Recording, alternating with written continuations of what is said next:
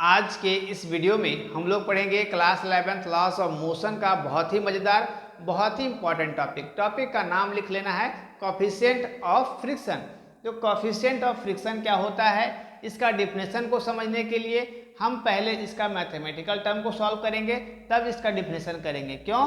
क्योंकि अगर हम मैथमेटिकल टर्म को सॉल्व करेंगे तो वहीं से आपका इसका डिफिनेशन क्लियर हो जाएगा। ठीक है, तो चलिए कुछ हम लोग पीछे रिवीजन कर लेते हैं कि पीछे हम लोगों ने क्या पढ़ा था।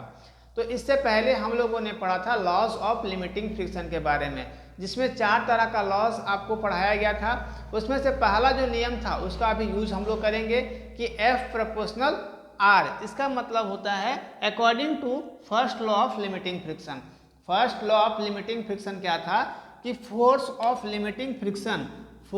Limiting friction is directly proportional to normal reaction. Force of limiting friction जो है वो डायरेक्टली प्रोपोर्शनल था किसके? नॉर्मल रिएक्शन के। इसका मतलब क्या होता है कि फोर्स के बढ़ने से नॉर्मल रिएक्शन भी आपका बढ़ेगा और फोर्स से घटने से नॉर्मल रिएक्शन आपका घटेगा। ठीक है, प्रोपोर्शनल का मतलब क्या होता है कि एक बढ़ने से दूसरा बढ़ेगा और एक घटने से दूसरा भी आपका घटेगा। ठीक है, तो यहाँ से हम इस कांस्टेंट टर्म को हटाएंगे जब, तो कांस्टेंट टर्म को हटाने के लिए इसको हटाने के लिए प्रोपोर्शनल टू के साइन को हटाने के लिए एक हम लोग कांस्टेंट यूज करेंगे जिसका नाम होगा म्यू। म्यू को बोलेंगे कॉफिशिएंट ऑफ फ्रिक्शन। म्यू को ही क्या बोलेंगे हम लोग? Coefficient of friction. ये क्या होगा? Coefficient of friction mu. अब समझिए म्यू क्या है। Where mu is a constant of proportionality, हम लोग इसको क्या बोलेंगे? कांस्टेंट टर्म भी बोल सकते हैं क्योंकि प्रोपोर्शनल के साइन को हटाते थे कांस्टेंट हम लोग यूज करते हैं। And is called coefficient of limiting friction. इसी को हम लोग क्या बोलेंगे? Coefficient of limiting friction between the two surfaces in contact, जो दो सरफेस में कॉन्टेक्ट में है। ठीक है, उसका इसको हम लोग क्या बोलेंगे? कॉफिशिएंट ऑफ लिमिटिंग फ्रिक्शन बोलेंगे। क्लियर हो गया होगा।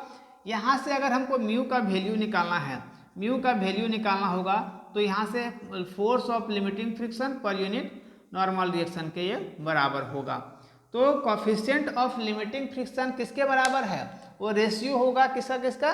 तो फोर्स ऑफ लिमिटिंग फ्रिक्शन और पर यूनिट नॉर्मल रिएक्शन। यहीं से इसका डेफिनेशन क्लियर हो गया कि आपका force of coefficient of limiting friction जो है किसके बराबर है? वो रेशियो में है, तो force of limiting friction per unit normal reaction. अब हम इसके डिफिनेशन में आते हैं। इतना समझ गए होंगे आप, तो इसका डिफिनेशन आपके लिए बहुत ही इजी हो गया, बहुत ही सिंपल हो गया। Coefficient of limiting friction between any two surfaces in contact is defined as, जब दो सरफेस आपस में कांटेक्ट में होगा तो उसको हम लोग कैसे डिफाइन करेंगे?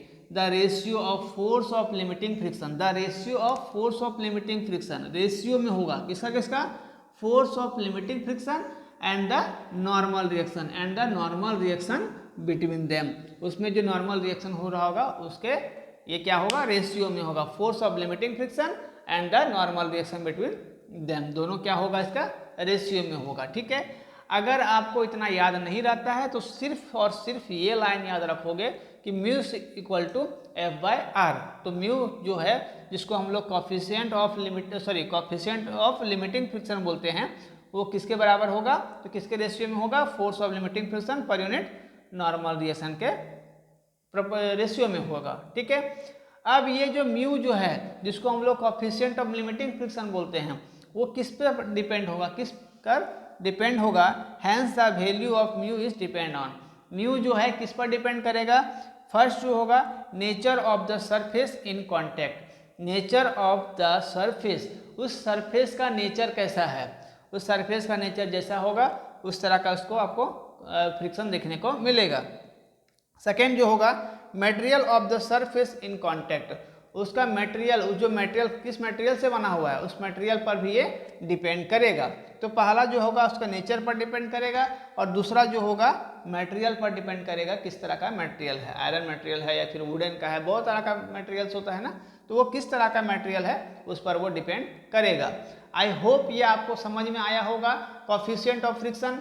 तो अगर समझ में आया होगा तो तुरंत से वीडियो को लाइक करो, कमेंट करो और सब्सक्राइब कर लेना है, ताकि जो और शेयर करना है ताकि जो और बच्चे होंगे वो मेरे साथ जुड़ करके बेहतर तरीके से फिजिक्स पढ़ सकेंगे, सीख सकेंगे।